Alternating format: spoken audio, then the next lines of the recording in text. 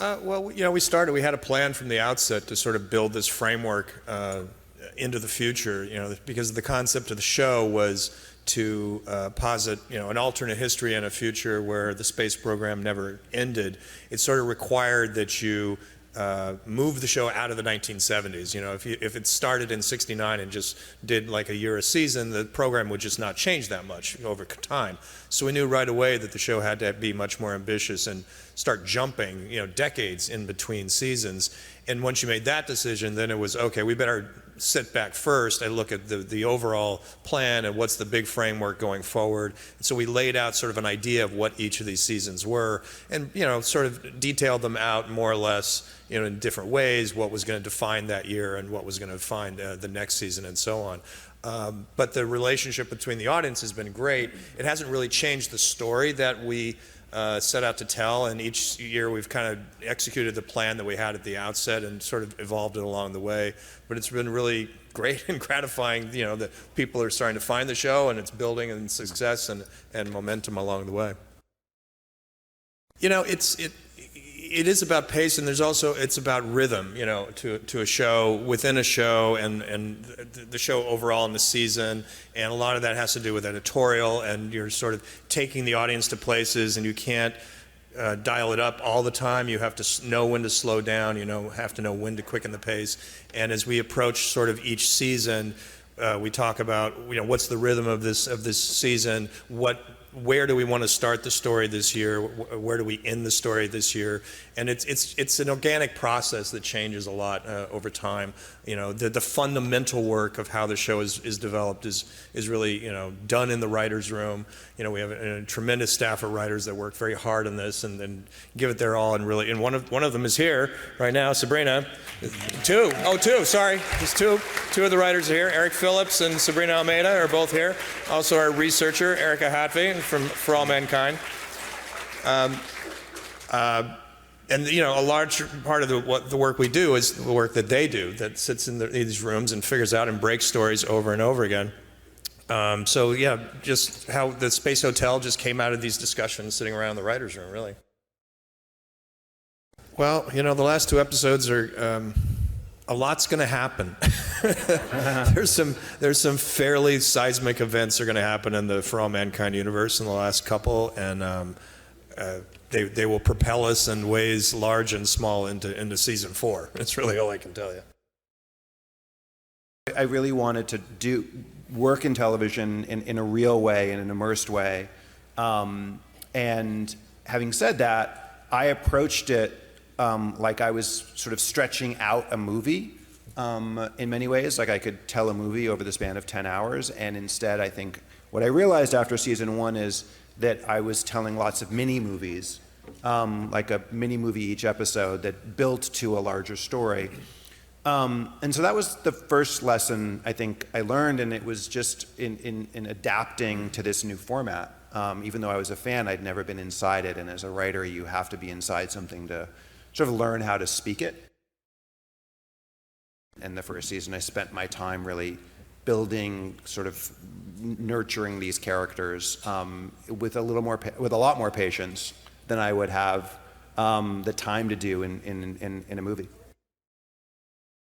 This was really about, America and a lot of other countries have occupied other countries around the world, and you rarely see on a big stage the perspective of the occupied peoples.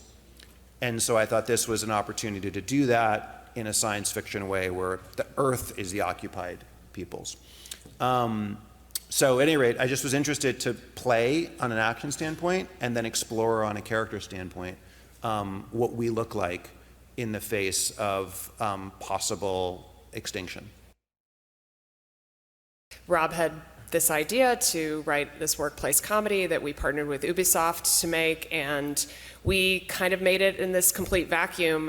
Apple didn't even have their streaming service live at that time. We finished the first season, and I think 5 months went by before they were able to put it up anywhere. So we were sitting on it for quite a while, and I think we just got like a little bored, and we were like, I want to show it to somebody. Like, I think somebody, because with comedy, you know, you want to hear somebody laugh at it. So, yeah, Rob just started inviting journalists over so that we could watch them watch it.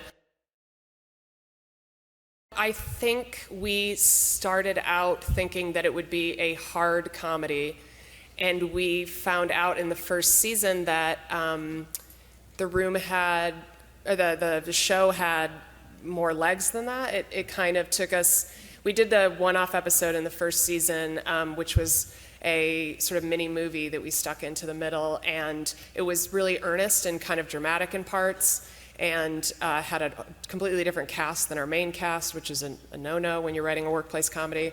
And people loved it, and so we realized, like, oh, maybe they're willing to take a journey with us to, like, slip out of the workplace comedy a little bit more. So in second season, we experimented. You know, the pandemic hit, and we made an episode, a quarantine episode, filmed all in our own houses. Oh, thank you.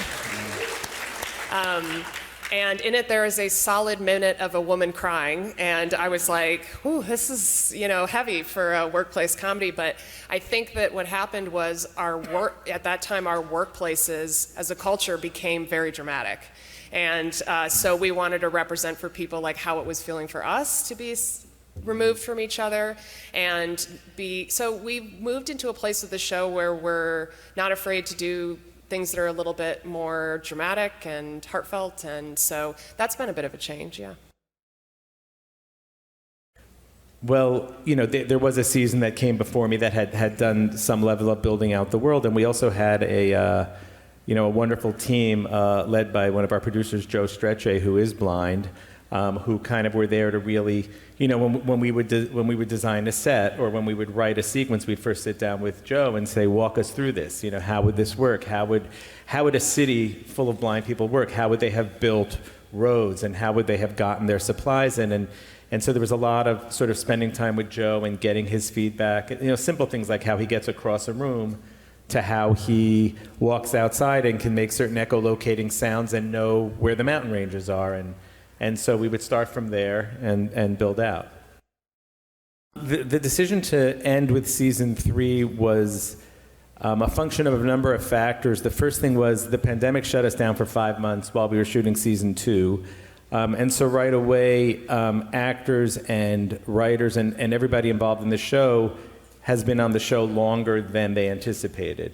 And in our case with Jason, because he had certain commitments beyond it that were not going to slide their dates, what became tricky was we did some time figuring out how we would shoot a season if we only had him part of the time, if we had to shoot it at the beginning, shoot part of the season, then send him off to do a movie, and then come back and do the second half. And in the end, every version we thought about felt like we'd have to design a show that was less about Baba Voss, which is his character. And to us, the heart and soul of the show was this man trying to protect his family, and I didn't see...